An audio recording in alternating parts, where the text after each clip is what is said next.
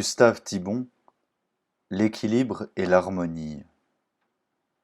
Le mythe de la sincérité. Un des traits les plus saillants de notre époque est la mise en question et la subversion de toutes les valeurs traditionnelles. Essayez de parler dans certains milieux de vérité, de sagesse, de vertu, etc. et votre anachronisme fera sourire. La sincérité seule échappe à ce naufrage universel. C'est la dernière valeur admise, celle qui dispense et qui tient lieu de toutes les autres. Combien de fois ai-je entendu dire, à propos de l'auteur d'un ouvrage bassement pornographique ou d'un apologiste de la violence, « mais il est sincère », avec un accent plein d'une indulgence qui frisait l'approbation. Première remarque. Je ne suis pas sûr que tous ces champions de la sincérité soient sincères. Dans un siècle où l'inconvenance est entrée dans les conventions, où l'exhibitionnisme sexuel comme les actes ou les récits de violence provoquent l'admiration et assurent le succès, l'hypocrisie peut très bien consister à feindre les pires audaces, comme elle consistait jadis à sauver les apparences de la moralité et du bon ton. Qui donc a dit, et le mot va très loin, que la seule vertu pour certains hommes est de faire semblant de n'être pas hypocrite? Serrons la question de près. Qu'est-ce que la sincérité? L'homme sincère, dit le dictionnaire, est celui qui exprime avec vérité ce qu'il sent et ce qu'il pense. Cette définition suffit à prouver que la sincérité absolue ne peut pas exister. Si chacun se mettait à extérioriser en paroles et en actes tout ce qu'il sent et tout ce qu'il pense, aucune vie humaine ne serait possible. Les exemples abondent dans notre vie quotidienne. Étais-je insincère lorsque, pris en 1944 sous un bombardement aérien et tremblant de tous mes membres, je m'efforçais de ne rien laisser paraître de mon émotion et de rassurer mes voisins?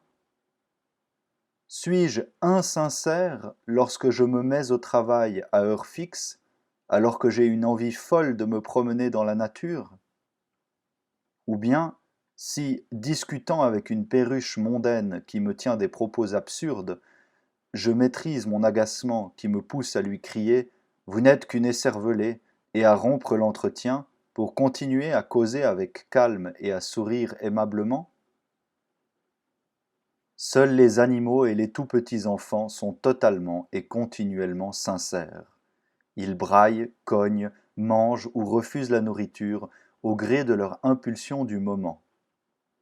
Quand je veux savoir ce que c'est que la sincérité, disait Gide, je regarde un chien ronger un os. Mais est-ce un idéal pour l'homme? Et de fait, ce sont les émotions et les mobiles les plus élémentaires, les plus voisins de l'instinct animal, pulsions sexuelles, réflexes d'agressivité, de peur, de paresse, etc., qui sont en nous les plus spontanés et qui, lorsque nous les traduisons extérieurement, donnent la plus forte impression de sincérité. Ce qu'on oublie trop facilement, c'est que la réalité humaine comporte plusieurs étages. Depuis le réflexe uniquement biologique jusqu'à l'idéal purement spirituel, en passant par l'imagination et les passions.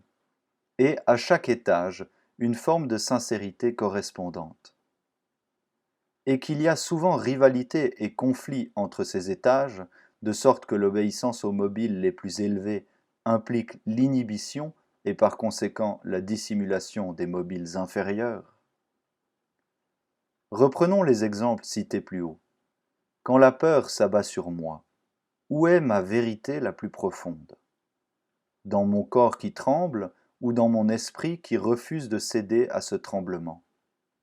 Ou quand je travaille au lieu de me promener, dans ma paresse ou dans ma fidélité au devoir d'État?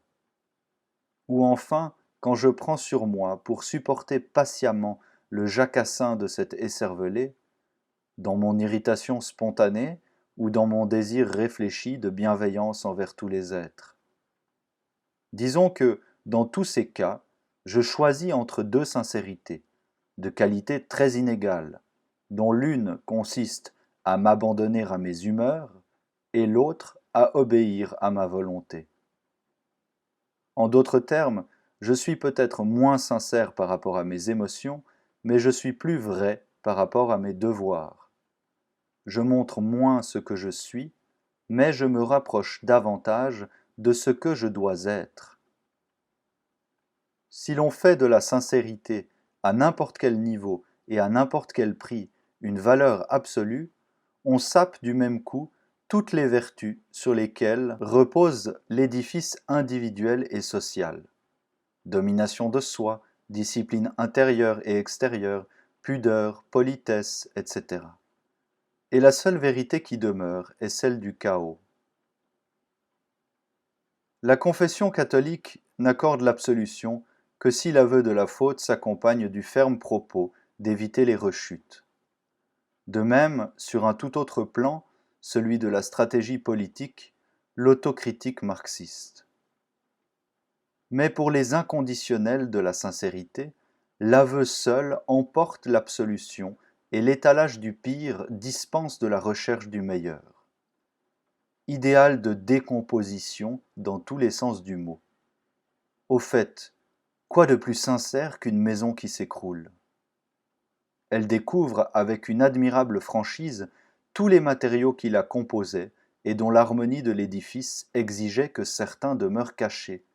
Mais cette vérité dans chaque détail s'obtient aux dépens de la vérité de l'ensemble, car précisément, il n'y a plus de maison. De même pour l'homme, faut-il lui proposer comme suprême valeur la construction de lui-même, avec tout ce qu'elle comporte de choix, d'élimination et de parties voilées, ou bien le déballage sans discernement de tous les éléments de son être, au terme duquel il n'y a plus d'homme? Et doit-on, sous prétexte de sincérité, préférer la pioche du démolisseur à la truelle du maçon? Réaction contre l'hypocrisie des générations précédentes, dira-t-on. C'est vrai, en partie. Mais une réaction excessive est souvent un remède pire que le mal. Est-ce rendre service à un aveugle qui frôle le fossé de droite que de le pousser si fort qu'il tombe dans le fossé de gauche? Le seul moyen de sauver la vertu de sincérité est de l'exercer dans le sens que nous avons indiqué, comme la fidélité à ce qu'il y a de meilleur, de plus vrai en nous, et à égale distance de l'hypocrisie qui est son contraire et de l'exhibitionnisme qui est sa caricature.